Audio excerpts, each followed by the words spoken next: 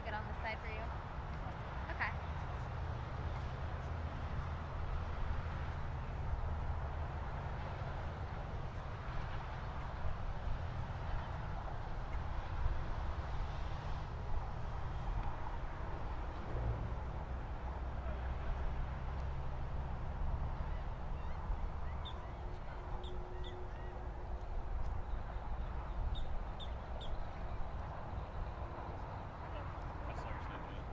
What? Oh my gosh, yeah. I had to be obnoxious, you know. Totally caught you off guard. You're all eating your jerky. I know. Hey, it's payback. You got me off guard on, what was it, Monday? Yeah. So I have all of 4 cards in my bag, so. Thank you. Awesome, thanks. Absolutely. That was just enough. Scott That's doesn't need one. perfect. He already knows how to contact me. Yeah, we get over Woo! it. Why, because you don't want extra paperwork for something, a number you know so well already? You can recite it. No comment.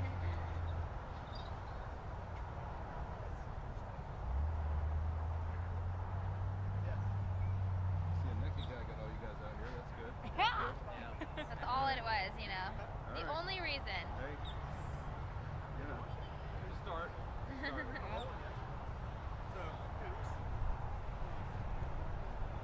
you introduce yourself. Hey everybody, how y'all doing? Hi. How are you? We're not officially starting yet. We're not starting. Come on. I'm just introducing myself. My name is Rick Evans. I'm the interim chief for Glynn County PD. This is my SWAT commander, Lieutenant Captain Resident Talbot, and this is our EMA director, interim director, Alec Heath.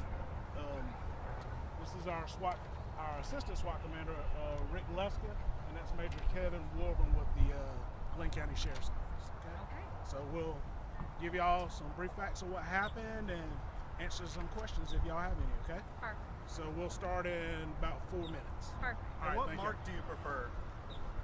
This cabbage? As close to the mics as possible. Okay. Smack dab in the So middle. there's. Okay. Cool.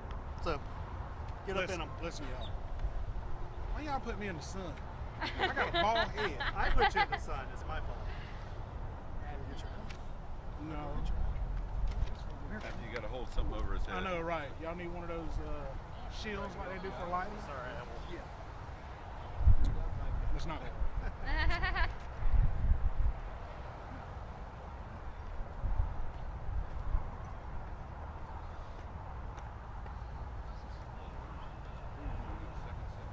I can actually read my writing. I don't Give me a know. second, everything. So I'm actually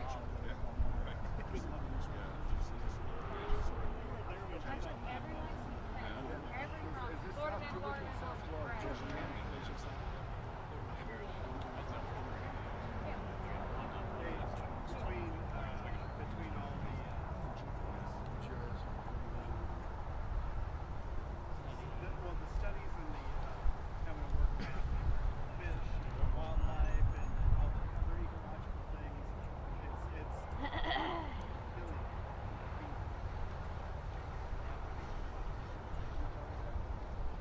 another cause. Yeah, it's not a reason.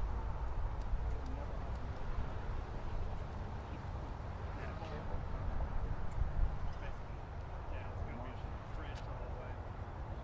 Wait, it's a long way. I guess everybody's here. Do y'all want to go ahead and are y'all No, set? Are y'all no. waiting on a time or I'm waiting on some sunscreen. the longer you, unless you're out Are we here good for before you now? have to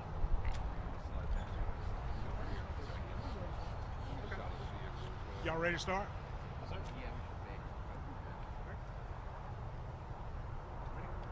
All right. Welcome all of you to out here to the scene. My name's Rick Evans. I'm the interim chief for the Glynn County Police Department. This morning at 5:10 a.m., we received a call from 911 stating that there was a car into a ditch line onto the northbound exit of I-95 here at exit 29. At that point in time, officers were dispatched. Further comments came in from callers stating that there was a male that was nude and stated that he had a bomb in the car and threatened to kill himself as well as others. At that point, an officer arrived on scene at 5:23 a.m., attempted to make contact with the male. The officer was unable to and was unsuccessful at that point. A perimeter was set up. SWAT was notified. SWAT responded to the scene, contained the area. Also that responded with us was the Glynn County Sheriff's Office, our sister agency, Camden County Sheriff's Office, Georgia State Patrol, DNR, GBI with their bomb techs, Glynn County Emergency Management, GEMA, Homeland Security Investigations, Glynn County Fire Department, Waycross Police Department, and also our Glynn County GSI drone detection unit. The officers made contact with the individual at 1:24 p.m. They deployed gas into the car, 40 millimeter. They're known as mites. I think there were 5 cartridges deployed. At that point in time, the gas started getting to him. The officers made contact with him, got him out of the car, placed him on the ground, did have to use a taser to gain compliance due to him sticking his hands up under his stomach. At that point, after using the taser, he was handcuffed and he was arrested. The male subject at this time is being taken to Southeast Georgia Regional Medical Center for a mental evaluation. No one was hurt, the officers or the alleged offender. Who is he? We're not releasing a name at this point in time due to the investigation, but he is a local. Age? I don't have the age right off right. And that was his personal vehicle that he was in this whole time? Unknown at this time. I do believe that was the vehicle that he drove often. Did he ever leave the vehicle at any point, or was he in there the whole time? He did get out a couple times. Who made that 911 call? It was just a passerby. Yeah, as you all can tell, this is a busy exit. We have a lot of tourists that actually stop and get gas and cater to the restaurant, so it was just someone, a good Samaritan, stopping to assist. Would that person stop to assist? Is that the person that he threatened as well as himself with the Yes, the bomb? that is correct. Now, you've determined there was no bomb, correct? Yes, correct. GBI has done their thing. They've searched the car, and there is no bomb in the car. Also, his residence has been searched with assistance of the Glynn County Sheriff's Office, and there is no bomb or remnants of a bomb at his residence. You said local. He's from Glynn County. Yes, sir. He is from Glynn County. Well, he lives in Glynn County. And what was he saying while being taken into custody? We saw him kind of being animated a little bit. He was just, he was pretty much just out of it and very agitated. I mean, it wasn't anything, he had a lot of slurred speech and things of that nature. Do we believe he was intoxicated at all? Yes, we do believe, but it's unknown at this point of what. So he didn't have like a firearm either? Correct? No, sir. There was no weapons, no bombs, anything like that in the car.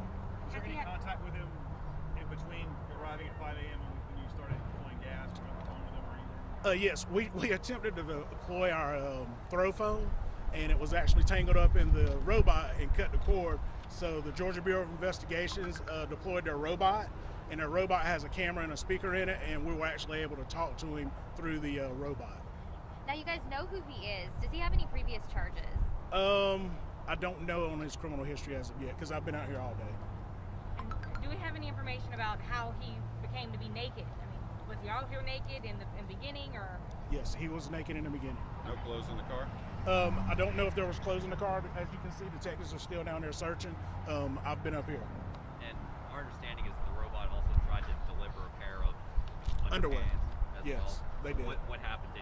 I guess he didn't take them? Yes, sir. He did not accept it.